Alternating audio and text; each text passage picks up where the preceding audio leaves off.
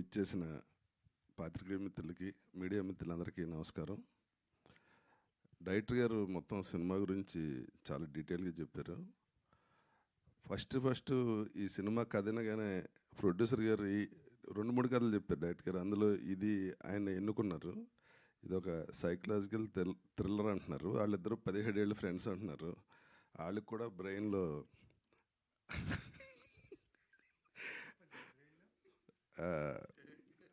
ఆ థ్రిల్లర్, ఆ psychological psycho ఇది ఉంటుంది.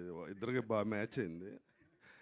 ఈ కథ డైరెక్టర్ గారు చెప్పినప్పుడు ఫస్ట్ నవీన్ గారితో అన్నాను, డైరెక్టర్ గారు బాగానే చెప్పారు, ఇది ఎలా తీస్తారండి అసలు సినిమా కింద చూద్దామని చేసి అన్న.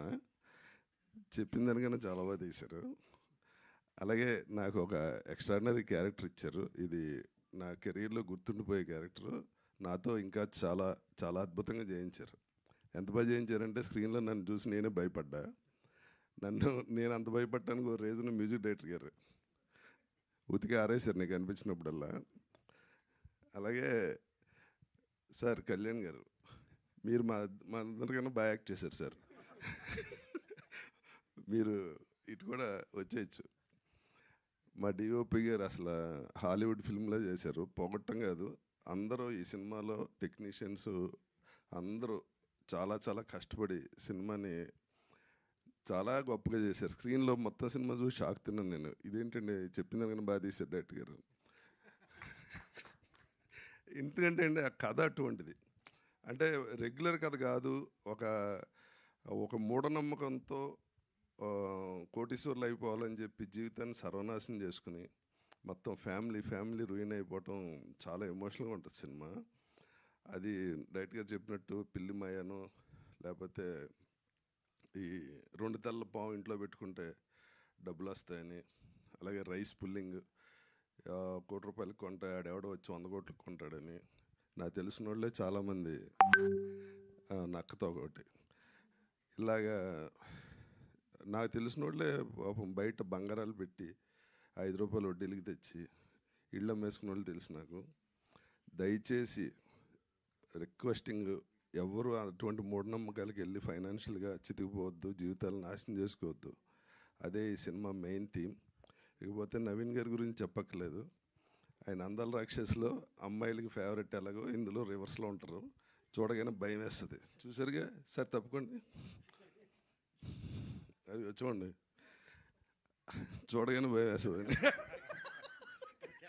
నేను వచ్చేవట్లే. ఓకే, అంటే ఆ స్టిల్ చూసి అమ్మాయిలకి అందరికి బాగా నచ్చారు. నాలుగది బయట పెట్టి నేనేంది మీరే వచ్చి గుర్తు చేశారు.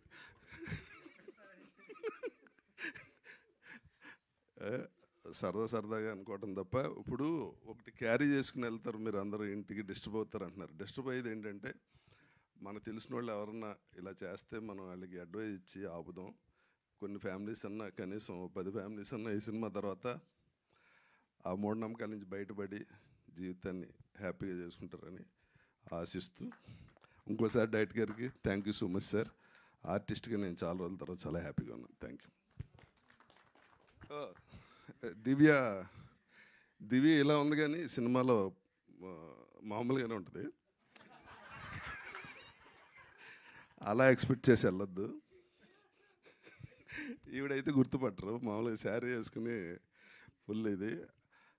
దివ్య చాలా బాగా చేస్తుంది. వీళ్ళ గురించి చెప్పక్కర్ల ఆర్టిస్టులుగా. దివ్యని మాత్రం చూసి షాక్ అవుతారు.